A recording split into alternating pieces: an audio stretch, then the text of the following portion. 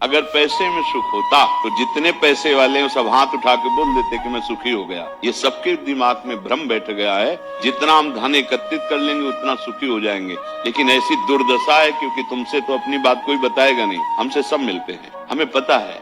आप बाहरी वस्तुएं संग्रह कर सकती है, लेकिन हृदय शांत नहीं होगा। हृदय संतोष से शांत होता है, धर्म से शांत होता है, भगवद आश्रय से शांत होता है। अगर भगवान का नाम नहीं है, धर्म नहीं है, तो कोई भी कहीं भी बैठा हो, जिसका चित्त शांत है, तो सुख कहाँ है। तो इसलिए अगर धन में प्रधान बुद्धि हुई तो फिर बहुत गड़बड़ हो जाता है। अगर हमें धन का बल है तो नाशवान है, अगर हमें भगवान का बल है, नाम का बल है, तो ये अविनाशी है, ये सच्चिदानंद है। तो बच्चा प्रभु का नाम जप करो, ये सबको सुख प्रदान करने वाला है।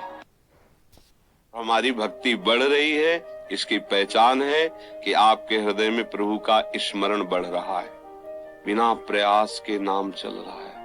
बार बार मन में एक रोने की इच्छा हो रही है, हृदय एक आनंद से भर रहा है। अब फिर धीरे धीरे ऐसा लगने लगा कब प्रभु मिलेंगे। फिर धीरे धीरे मधुर झांकी आने लगी, अब उनके बिना जिया नहीं जा। बस यही प्रेम तक पहुंचा था।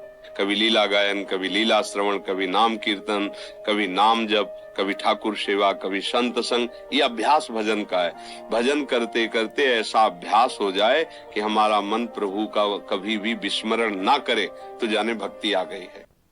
सच्ची मानना, जब कोई सहयोगी नहीं होता और आसपास हृदय देखता है कि कोई प्यार करने वाला है, जिधर देखो उधर तिरस्कार अपमान, तब एक गली दिखाई देती है, वो होती है कृष्ण की, वो होती प्रभु की। नाथ, अब तो बस जीत गया। मुझे तो लगता है कि विपत्ति और अपमान और तिरस्कार अमृत है। इसीलिए कुंती जी ने भगवान जब सिंहासन पर विराजमान युधिष्ठिर को करके द्वारिका जाने लगे, तो कुंती माता से मिली, उनकी बुआ है, हाथ जोड़ प्रभु आप सबके हृदय की बात जानते हैं, मैं आपसे एक वर चाहती हूँ, मुझे कदम कदम पे विपत्ति मिले। उनको आप ऐसा क्यों? बोले जब विपत्ति होती है तो मैं दौड़ती हुई आपको अपने सामने देखती हूँ। आज संपत्ति आ गई तो आप पीठ करके जा रहे हो, मुझे ऐसी संपत्ति नहीं चाहिए, मुझे वो विपत्ति चाहिए जिसमें आपका पीताम्बर फहरा रहा है, आप हमारी तरफ। अच्छा, विपत्ति और संपत्ति दोनों हमारे ही कर्म का परिणाम है, तो जो बोया वही काट रहे हैं, परेशानी क्या है?